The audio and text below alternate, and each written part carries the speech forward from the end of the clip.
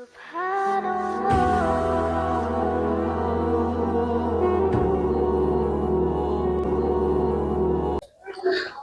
لله الذي علم البيان والتبيان، والصلاة والسلام على خطيب فصيح بليغ سيدنا محمد وعلى آله وأصحابه أجمعين.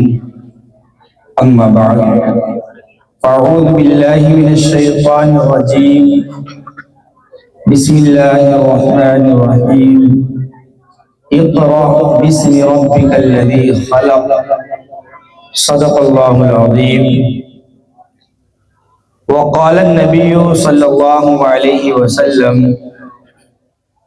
خيركم من تعلم القرآن وعلمه، او كما قال عليه الصلاة والتسلیم. معزز سامعین اور اسٹیج پر موجود علماء کرام، پردہ نشین ہماری بہنیں، آج کا یہ پروگرام دیکھ کر بہت خوشی ہوئی اور اس بات کا اندازہ بھی لگا کہ الحمدللہ ہمارے نوجوانوں کے اندر آج بھی دینی جذبہ اور دینی شعور موجود ہے،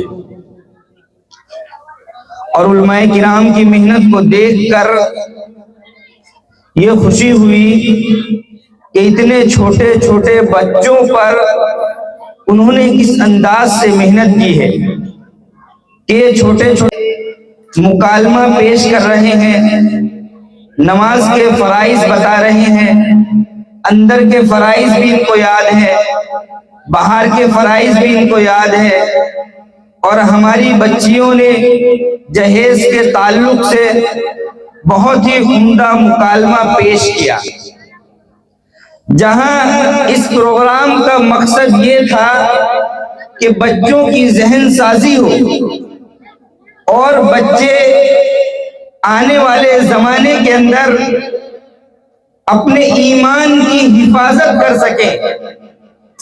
وہیں اس پروگرام کا ایک مقصد یہ بھی تھا کہ ہمارے بھائی جو یہ پروگرام دیکھ رہے ہیں اور ہماری بہنیں جو اس پروگرام کو سن رہی ہیں، وہ بھی اپنی زندگی کے اندر ان تمام باتوں کو لانے کی کوشش کریں۔ ان علماء کرام نے اپنی محنت کا نچوڑ آپ حضرات کے سامنے پیش کر دیا ہے۔ انہوں نے بچوں کو وضو کے فرائض سے لے کر نماز پڑھنے کا مکمل طریقہ سکھا دیا ہے۔ اللہ کے رسول صلی اللہ علیہ وسلم نے جو ارشاد فرمایا، خیرکم من تعلم القرآن وعلمہ، کہ بہترین تعلیم اور بہترین شخص وہ ہے جو قرآن پاک کی تعلیم کو حاصل کرے اور دوسروں تک قرآن پاک کی تعلیم کو پہنچائے۔ ان لوگوں نے بچوں کو قرآن یاد کرایا، ساتھ ہی ساتھ دین اسلام کی بنیادی اور ضروری معلومات سے ان کو آراستہ کیا۔ آج ہمارے بچے جب مکتب کے اندر آتے ہیں وہ بالکل بے شعور ہوتے ہیں، انہیں کچھ معلوم نہیں ہوتا زندگی کس طریقے سے گزارنی ہے اور آنے والی زندگی کے اندر کس طریقے سے رہنا ہے۔ ہمارے بچے تو درکنار، آج کا نوجوان بھی اس سے بہت کم واقف ہوتا ہے۔ لیکن میں یہ کہنا چاہتا ہوں کہ علماء کرام کا، اور خاص طور سے یہ علماء جنہوں نے ان بچوں کو تیار کیا ہے، ہمارے اوپر بہت بڑا احسان ہے۔ اصل ہونا تو یہ چاہیے تھا کہ ہر گھر دین کا گہوارہ ہوتا، ہر ماں کی گود دین کا گہوارہ ہوتی۔ ہم اللہ کے رسول صلی اللہ علیہ وسلم کی زندگی اور آپ کے دور کو اٹھا کر کے دیکھیں کہ ہر گھر کے اندر بنیادی تعلیم موجود ہوتی تھی۔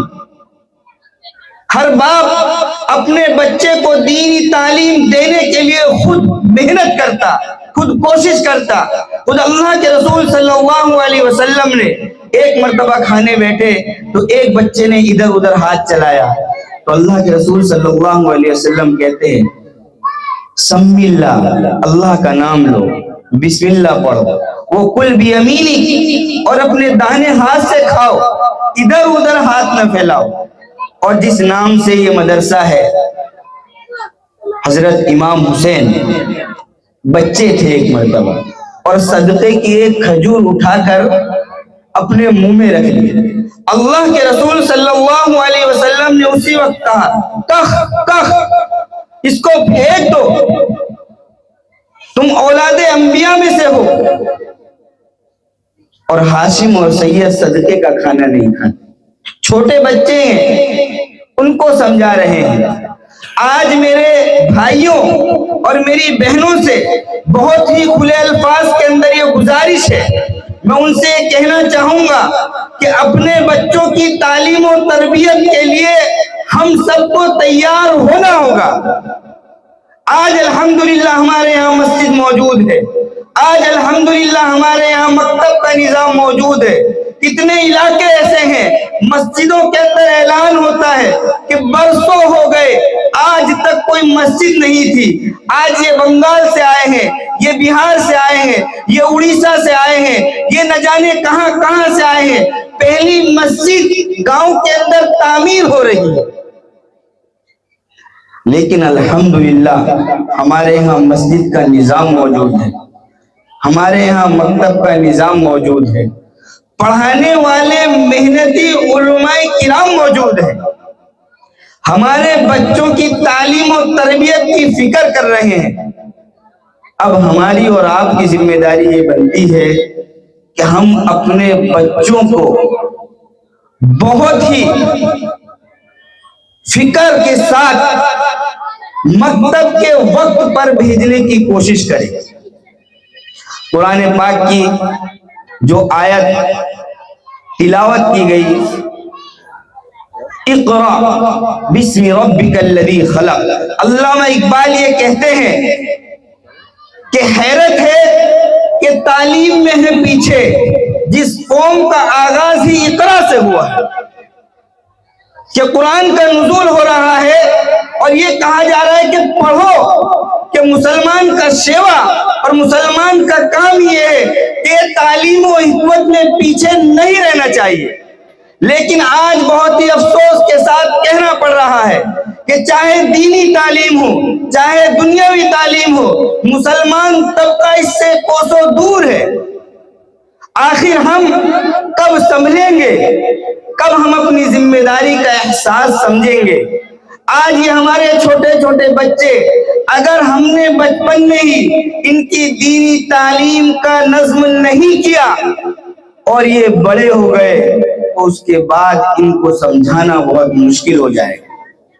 امام حسن بصری رحمت اللہ علیہ فرماتے ہیں التعلم فی الصغر کالنقش فی الحجر، کہ بچپن کے اندر جو تعلیم دی جاتی ہے وہ دل کے اوپر نقش ہو جاتی ہے۔ اور کیسے نقش ہوتی ہے؟ جس طریقے سے پتھر کے اوپر لکھ دیا جاتا ہے، ایسے بچپن میں دی ہوئی تعلیم دلوں کے اوپر نقش ہو جاتی ہے۔ اور یہی زمانہ بچوں کی تعلیم و تربیت کا ہے۔ مولانا اشرف علی تھانوی رحمت اللہ علیہ فرماتے ہیں کہ ہم یہ سمجھتے ہیں کہ ابھی بچہ چھوٹا ہے، ابھی اس کے اوپر بوجھ پڑے گا، کیا کریں گے اس کو مکتب میں بھیج کر، کیا کریں گے اس کو مولانا کے پاس بھیج کر؟ جب کچھ شعور پیدا ہوگا، جب کچھ سمجھداری پیدا ہوگی تب بھیجیں گے۔ نہیں میرے بھائیوں، یہ بچپن کا جو وقت ہے یہی تعلیم کا اصل وقت ہے۔ اگر ہم نے ان کا بچپن تعلیم سے دور رکھا تو ہم اس بات کو سمجھ لیں کہ بڑے ہونے کے بعد یہ ہمارے قابو میں نہیں رہیں گے۔ اور یہ مکتب ہی ہے جو یہ سکھاتا ہے کہ ماں کا احترام کرو، یہ مکتب ہے جو یہ سکھاتا ہے کہ باپ کا ادب کرو، یہ مکتب ہے جو یہ سکھاتا ہے کہ اپنے بڑوں کا احترام کرو، یہ مکتبی کی تعلیم ہے جو بڑی عمر والوں سے بھی اونچی آواز کرنے سے منع کرتا ہے۔ آخر دین کی تعلیم کہاں ملے گی؟ ہم اپنے بچوں کو اسکول بھیجتے ہیں، افسوس تو اس بات پہ بھی ہوتا ہے کہ بہت ساری جگہ پر اسکول بھی نہیں بھیجتے۔ خیر، لیکن کوشش زیادہ اس بات کی جاتی ہے کہ ہم اپنے بچوں کی عصری تعلیم کا بہتر سے بہتر انتظام کریں۔ یہ اسکول، یہ کالج، یہ یونیورسٹیاں، یہ اسی طریقے سے جو اسکولوں کے نظام چل رہے ہیں، یہ ہمارے بچوں کو یہ نہیں سکھاتے کہ مرنے کے بعد کیا ہوگا۔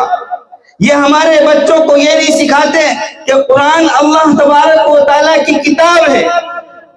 یہ ہمارے بچوں کو یہ نہیں سکھاتے کہ لا الہ الا اللہ محمد الرسول اللہ، اس پر ایمان لانا ہر مسلمان کے لیے ضروری ہے۔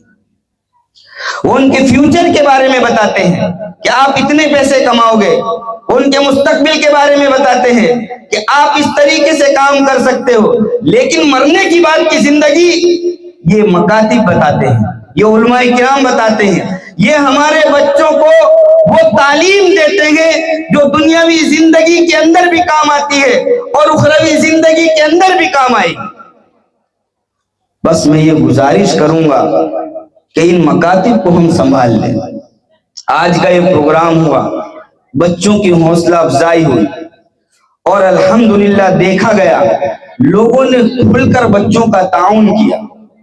بچوں نے نعت پڑھی، بچوں نے تقریر کی، بچوں نے مکالمے پیش کیے، لوگ آگے بڑھے، انہوں نے بچوں کی حوصلہ افزائی کی۔ اس طرح کے پروگرام بار بار ہونے چاہیے تاکہ ہمارے بچوں کے اندر جو ڈر ہے وہ نکل جائے اور ہمارے بچوں کو حوصلہ ملے اور ہمارے بچے اس تعلیم کی اہمیت کو سمجھ سکے۔ اس سے پہلے میں ایک بات یہ کہنا چاہوں گا کہ بچے تعلیم کی اہمیت سمجھے یا نہ سمجھے وہ بات کی بات ہے، لیکن ماں باپ کو اس تعلیم کی اہمیت کو سمجھنا ہوگا۔ آج ارتداد کا ماحول ہے، آج ہماری بچیاں گھروں سے نکل جا رہی ہیں، آج ہمارا ماحول بے دینی کا ہو چکا ہے، آج ہمارے بچے ہمارے کنٹرول سے باہر ہیں، آج ہماری نوجوان لڑکیاں نہ جانے کن لوگوں کے پنجوں میں پھنس جاتی ہیں۔ اس کی ایک وجہ یہ بھی ہے کہ وہ دین کی ضروری معلومات سے واقف نہیں ہے۔ ایک بار ایمان دل میں آ گیا، ہم صحابہ کرام کی زندگی کو اٹھا کر کے دیکھ لیں، ہم صحابیات کی زندگی کو اٹھا کر کے دیکھ لیں کہ ان کو شرمگاہ پر نیزہ مار کر شہید کر دیا گیا، لیکن ایمان نے ڈگمگایا۔ آج ذرا ذرا سی بات پر ہمارا ایمان ڈگمگا جاتا ہے، آج ذرا سی پیسوں کی لالچ میں ہمارا ایمان ڈگمگا جاتا ہے، آج اگر تکلیف اور مشقت اور پریشانی ہوئی تو ہمارا ایمان ڈگمگا جاتا ہے۔ وجہ یہ ہے کہ بچپنے میں ہی ان کے ایمان کی حفاظت میں کوتاہی کی گئی۔ اس کوتاہی کو ہم دور کریں، اور کوتاہی کو دور کرنے کا طریقہ یہ ہے کہ ہم اپنے بچوں کو ان مکاتب اور مدارس کے اندر بھیجیں۔ اللہ کے رسول صلی اللہ علیہ وسلم نے ارشاد فرمایا، خیرکم من تعلم القرآن وعلم، کہ بہترین شخص تم میں سے وہ ہے جو قرآن پاک کی تعلیم کو سیکھے اور دوسروں تک اس تعلیم کو پہنچائے۔ اور قرآن پاک میں ایک بات بیچ میں بھی بتا دو، اللہ تبارک و تعالی ارشاد فرماتے ہیں، یا ایھا الذین آمنوا قوا انفسکم واہلیکم نارا، اے ایمان والو اپنے آپ کو جہنم کی آگ سے بچا لو، واہلیکم نارا، اور اپنے بچوں کو بھی جہنم کی آگ سے بچا لو۔ حضرت عمر فاروق رضی اللہ تعالیٰ عنہ اللہ کے رسول صلی اللہ علیہ وسلم سے عرض کرتے ہیں کہ اللہ کے رسول یہ تو سمجھ میں آ گیا کہ اپنے آپ کو آگ سے کس طرح بچانا ہے، لیکن اپنے اہل و عیال کو آگ سے کس طرح بچانا ہے یہ سمجھ میں نہیں آیا۔ تو اللہ کے رسول صلی اللہ علیہ وسلم نے ارشاد فرمایا کہ عمر جو باتیں تم سنو وہ اپنے گھر والوں کو بتاؤ، جن باتوں کے اوپر تم عمل کر رہے ہو اپنے گھر والوں سے بھی عمل کراؤ، جن گناہوں سے تم بچ رہے ہو اپنے گھر والوں کو بھی بچنے کی تلقین کرو۔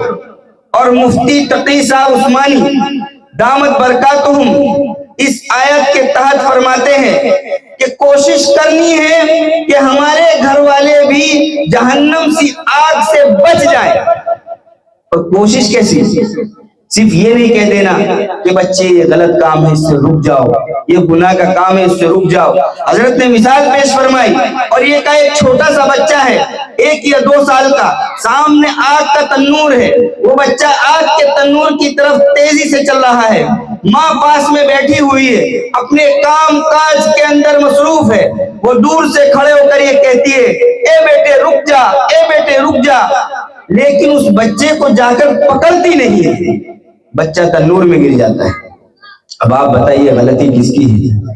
سارا جہاں یہ کہے گا کہ غلطی اس ماں کی ہے، یہ اپنے سارے کام کو چھوڑ دیتی اور جا کر کے اس بچے کو گود میں اٹھا لیتی۔ اس نے اپنے کام کو کیوں نہیں چھوڑا؟ کوئی یہ نہیں کہے گا کہ یہ اپنے کام میں مشغول تھی، یہ آٹا گوندھ رہی تھی، یہ جھاڑو لگا رہی تھی، یہ پوچھا کر رہی تھی، کوئی یہ بات نہیں کہے گا۔ سب کے سب صرف ایک ہی بات کہیں گے کہ اس کو چاہیے تھا یہ سب کچھ چھوڑ کر اس بچے کو گود میں اٹھا لیتی۔ اس بچے کو کیا پتا، یہ تو نادان تھا، یہ تو ناسمجھ تھا، یہ تو آگ کو کھلونا سمجھ رہا تھا، یہ اس کے اندر گر گیا، بچہ ہلاک ہو گیا۔ اسی طریقے کی محنت ہم کو اپنے بچوں پر کرنی ہوگی۔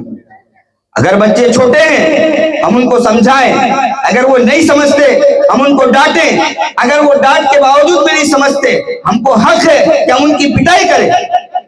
لیکن ہوتا یہ ہے کہ ہم نے ایک بار بچے سے کہا کہ بچے مدرسے چلے جانا، بچہ باہر آیا، کھیل کود میں لگ گیا، بیچارے علماء کرام محنت میں لگے ہوئے ہیں، بچوں کے والیوں کو فون کر رہے ہیں کہ آپ کا بچہ نہیں آیا۔ اب وہاں سے یہ جواب آتا ہے کہ ہم نے تو بہت کہا، اب وہ نہیں آ رہا ہے۔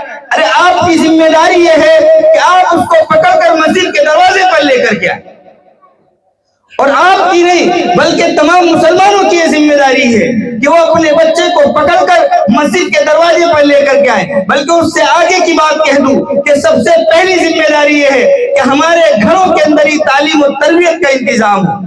حضرت عمر فاروق رضی اللہ تعالیٰ عنہ کے دور خلافت کے اندر جب آپ نے دیکھا کہ اب اسلامی حکومت کا دائرہ وسیع ہو رہا ہے تو آپ نے مکتب کے نظام کو شروع فرمایا۔ کچھ لوگوں کو یہ اعتراض بھی ہوا کہ وظیفہ بیت المال سے دیا جا رہا ہے، بلکہ یہاں تک کہا گیا کہ کچھ لوگ پیسے کمانے کے لیے پڑھیں گے۔ حضرت عمر فاروق رضی اللہ تعالیٰ عنہ نے ارشاد فرمایا کہ ان کے اعزاز میں پیسے دو، ان کے اکرام میں پیسے دو، اور ان کی تعلیم کا بہتر سے بہتر انتظام کرو۔ ان کی تعلیم کا انتظام کیا گیا۔ جب دیکھا کہ اور زیادہ اسلامی حکومت کا دائرہ پھیل رہا ہے، آپ نے کہا مدرسین کی تعداد کو بڑھا دو،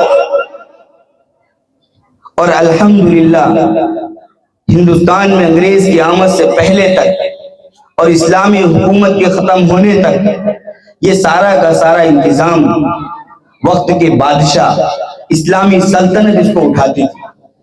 1857 جنگ آزادی کی ناکامی کے بعد ہندوستان کے اندر ایک بحران آ گیا، مدارسوں کے اوپر بلڈوزر چل گئے، مکاتبوں کو توڑ دیا گیا، علماء کرام کو شہید کر دیا گیا۔ ایسے موقع کے اوپر حجت الاسلام مولانا قاسم نانوتوی نے 1866 یا 1867 کے اندر دارالعلوم دیوبند کی بنیاد رکھی۔ ابھی تک جو مکاتب اور مدارس کا نظام تھا وہ یہ تھا کہ حکومت وقت مدارس اور مکاتب کو سنبھالتی تھی، لیکن 1857 کی ناکامی کے بعد اب مولانا قاسم نانوتوی رحمت اللہ علیہ نے یہ تجویز پیش کی کہ اب اس کا بوجھ عوام کے اوپر ڈالا جائے۔ مسلمانوں کو ہر طرف سے لوٹا جا رہا تھا، ان کے ایمان کو چھینا جا رہا تھا، ان کے ایمان کو مٹانے کے لیے پوری عیسائی مشنریاں لگی ہوئی تھی، حکومت ان کے ہاتھ میں تھی، اور وہ یہ کہہ رہے تھے کہ اپنے بچوں کو ہمارے کالجوں میں ڈالو، اپنے بچوں کو ہمارے اسکولوں میں تعلیم دو۔ ایسے موقع پر حالات کی سنگینی کو دیکھتے ہوئے مولانا قاسم نانوتوی نے یہ اعلان کیا کہ آپ اپنے بچے ہمیں دو۔ ایک طرف انگریز یہ اعلان کر رہا ہے کہ ہم آپ کے بچوں کو مفت کھلائیں گے، ہم آپ کے بچوں کو مفت تعلیم دیں گے، ہم آپ کے بچوں کو مفت لباس دیں گے، ہم آپ کے بچوں کو ایجوکیٹڈ بنائیں گے۔ یہ وہ بچے تھے جن کے ماں باپ جنگ آزادی میں شہید ہو چکے تھے۔ علماء کرام کی تڑپ، ان کی کڑھن اور ان کی فکر نے یہ تجویز بنائی کہ مکاتب اور مدارس کے نظام کو جاری فرمائے، اور اس کے بعد یہ اعلان کر دیا کہ آپ بچے ہمیں دو، ہم آپ کے بچوں کو دینی تعلیم دیں گے، ہم آپ کے بچوں کو بتائیں گے کہ اللہ کیا ہے، ہم آپ کے بچوں کو بتائیں گے کہ رسول کیا ہے، ہم آپ کے بچوں کو بتائیں گے کہ اسلام کی بنیادی تعلیمات کیا ہے۔ بلکہ علماء کرام نے لکھا ہے کہ یہ جو مکتب کے اندر تعلیم دی جاتی ہے یہ تعلیم فرض عین ہے۔ مدارس میں جو تعلیم دی جاتی ہے بڑے بڑے، وہ فرض کفایہ ہے، ان کی اہمیت اپنی جگہ، ان کی افادیت اپنی جگہ، لیکن مکاتب کے اندر جو تعلیم دی جاتی ہے یہ دین کی بنیادی اور ضروری تعلیم ہے، یہ فرض عین ہے۔ ہر مسلمان کی ذمہ داری ہے کہ وہ اپنے بچے کو مکتب کے اندر بھیجے۔ اس موقع پر جب یہ دیکھا گیا کہ انگریز بچوں کو اپنی طرف کھینچ رہا ہے، ان درویش صفت لوگوں نے یہ اعلان کیا کہ ہم آپ کے بچوں کو مفت کھلائیں گے، ہم آپ کے بچوں کو مفت پڑھائیں گے، ہم آپ کے بچوں کو اپنے پاس رکھیں گے، تم بچے ہمیں دو، ہم انہیں دین کی تعلیم سے آراستہ کریں گے۔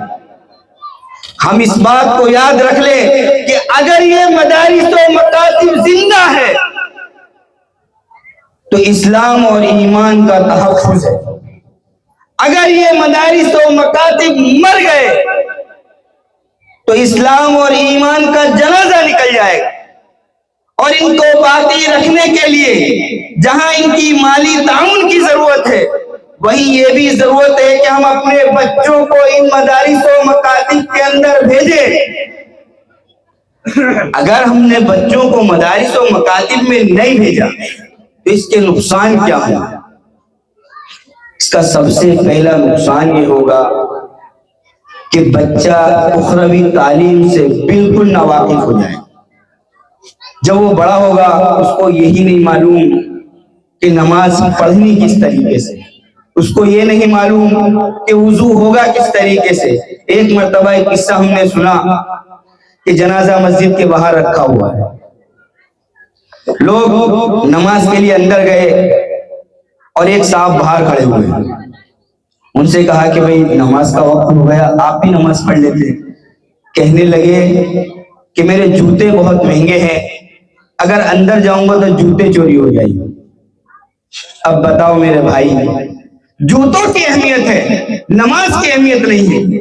نماز کے لیے تو طواف کعبہ رک جاتا ہے، اور وہ یہ کہہ رہے ہیں کہ جوتے بہت مہنگے۔ آخر اتنی عمر ہونے کے باوجود ان کے اندر دینی شعور کیوں پیدا نہیں ہوا؟ کیونکہ انہوں نے مکتب کی تعلیم حاصل نہیں کی، انہوں نے یہ نہیں سیکھا۔ آج بچوں نے پڑھا، ابھی میں نے سنا، اول کلمہ طیب لا الہ الا اللہ محمد رسول اللہ، انہوں نے دوسرا کلمہ سیکھا۔ آج ان کو یہ معلوم نہیں ہے کہ اس کا ترجمہ کیا ہے، اس کا مطلب کیا ہے، لیکن جو یہ جوانی کی دہلیز پر قدم رکھیں گے اللہ تبارک و تعالیٰ ان کے ذہنوں میں یہ بات ڈال دے گا، اگر مسلمان رہنا ہے تو لا الہ الا اللہ محمد رسول اللہ کو ماننا ہوگا۔ میں ایک قصہ اور آپ کو سنا دوں. مولانا الیاس صاحب رحمۃ اللہ علیہ، دعوت و تبلیغ کا کام ان کو اللہ تبارک و تعالیٰ نے عطا کیا، اور انہوں نے اس کام کے ذریعے سینکڑوں نہیں، ہزاروں نہیں، بلکہ لاکھوں لوگوں کی کایا پلٹ دی. اور صرف ہندوستان ہی کے نہیں بلکہ بیرون ملک کے اندر بھی آج یہ کام ہو رہا ہے. ابتدائی زمانہ ہے، نظام الدین دہلی بنگلے والی مسجد کے اندر حضرت تشریف فرما ہے. ایک 60 سال کے میواتی کو بلاتے ہیں اور کہتے ہیں کہ ادھر آؤ. مسجد کے باہر کچھ لوگ کھڑے ہیں، جا کر کے ان کو دین کی دعوت دو. وہ صاحب کہنے لگے کہ حضرت میں تو پڑھا ہوا نہیں ہوں، میں کیسے دین کی دعوت دوں؟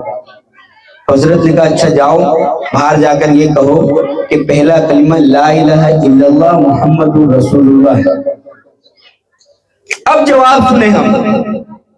وہ 60 سال کا آدمی یہ کہتا ہے کہ حضرت مجھے کلمہ بھی یاد نہیں ہے. 60 سال کی عمر ہو گئی، اب زندگی موت کا کوئی بھروسہ نہیں ہے، لیکن دین سے بیزاری اور دین سے دوری کا نتیجہ یہ ہے کہ کلمہ تک یاد نہیں ہے. اب حضرت آگے یہ کہتے ہیں کہ اچھا جاؤ جا کر کے لوگوں سے یہ کہو کہ بھائی مسجد کے اندر دین کی بات ہو رہی ہے، آپ مسجد کے اندر آ جاؤ اور یہ کہو کہ دیکھو میں 60 سال کا ہو چکا ہوں، میں نے مسجد کے اندر دین کی تعلیم حاصل نہیں کی، میں اس طرح کی مجلسوں میں نہیں بیٹھا، تو آج مجھے کلمہ یاد نہیں ہے. اگر آپ لوگوں نے بھی اپنے دین کی فکر نہیں کی تو آپ لوگوں کو بھی کلمہ یاد نہیں ہے. آخر ہم کیسے مسلمان ہیں؟ کس طریقے سے ہم اپنے آپ کو مسلمان کہہ سکتے ہیں کہ جب ہم کو کلمہ ہی یاد نہیں ہوگا؟ آج ان چھوٹے چھوٹے بچوں کو کلمے یاد ہیں، دعائیں یاد ہیں، احادیث یاد ہیں، اور نماز کے فرائض اور واجبات ان کو یاد ہیں. کتنے نوجوان ایسے ہیں کہ جن کو یہ تمام باتیں معلوم نہیں ہیں. ہم ان تمام چیزوں کو سیکھنے کی کوشش کریں، اور یہ قرآن پاک کی تعلیم ہر ایک کے لیے ضروری ہے. مکتب کے اندر تعلیم کا ہم انتظام کریں.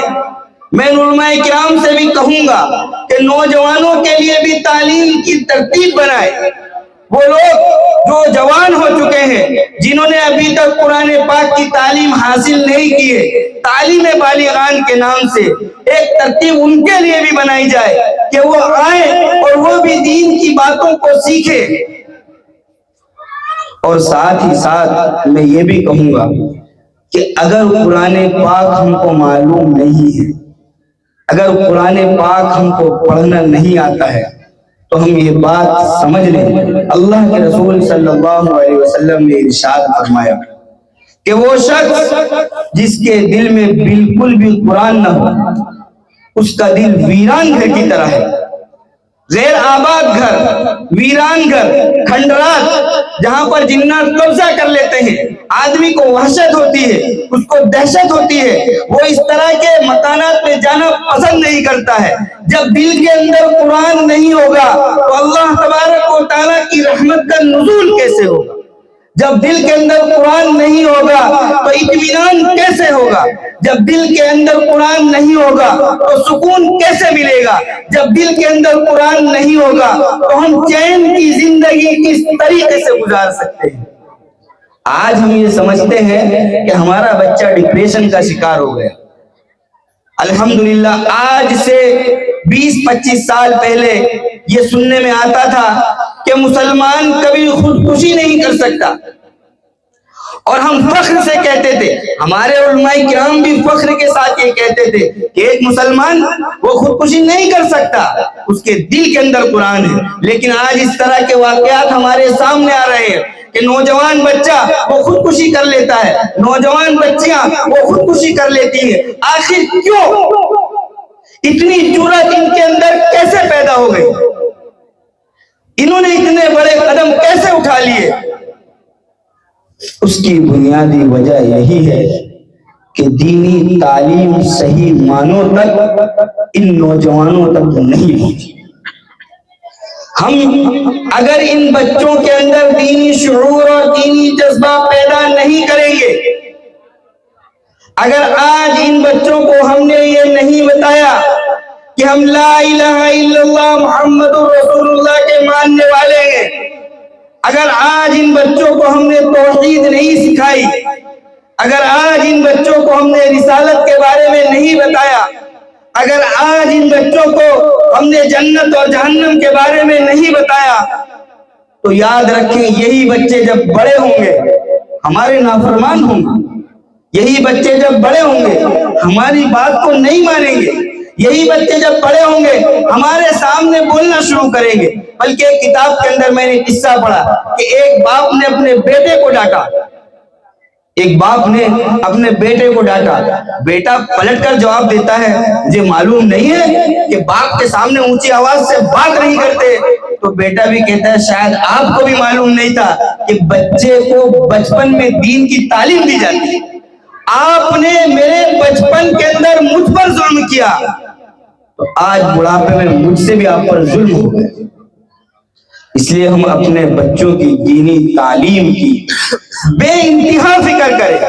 مولانا علی میاں ندوی رحمت اللہ علیہ فرماتے ہیں کہ جس طریقے سے ہم اپنے بچوں کے عید کے کپڑوں کی فکر کرتے ہیں، اس سے کہیں زیادہ ہم اپنے بچوں کی دینی تعلیم کی فکر کریں۔ جس طریقے سے ہم کو یہ فکر ہے کہ ہمارے بچے ٹھیک ٹھاک رہے، ان کی صحت اچھی رہے، وہ بیمار ہو جائے تو ان کو اچھے سے اچھا علاج دیا جائے، حضرت فرماتے ہیں کہ اس سے زیادہ ہمیں ان کے دینی تعلیم و تربیت کی فکر کرنی ہوگی۔ جس طریقے سے اپنے بچوں کی ہم یہ فکر کرتے ہیں کہ میرے بچے کو اعلیٰ سے اعلیٰ نوکری ملے، اونچی سے اونچی ملازمت ملے، اس کو اچھی سے اچھی جاب ملے، اس سے کہیں زیادہ اس بات کی فکر کرنی ہوگی کہ اس کو دینی تعلیم و تربیت ملے۔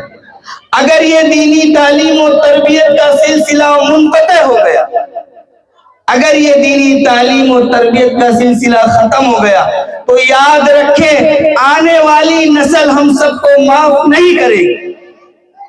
جب ان کو دین کے بارے میں پتہ نہیں ہوگا، جب ان کو اسلام کے بارے میں نہیں پتا ہوگا، جب ان کو اللہ تبارک و تعالیٰ کی توحید کے بارے میں نہیں پتا ہوگا، جب ان کو نبی کریم صلی اللہ علیہ وسلم کی رسالت کے بارے میں معلوم نہیں ہوگا تو وہ کہاں کے مسلمان رہیں گے۔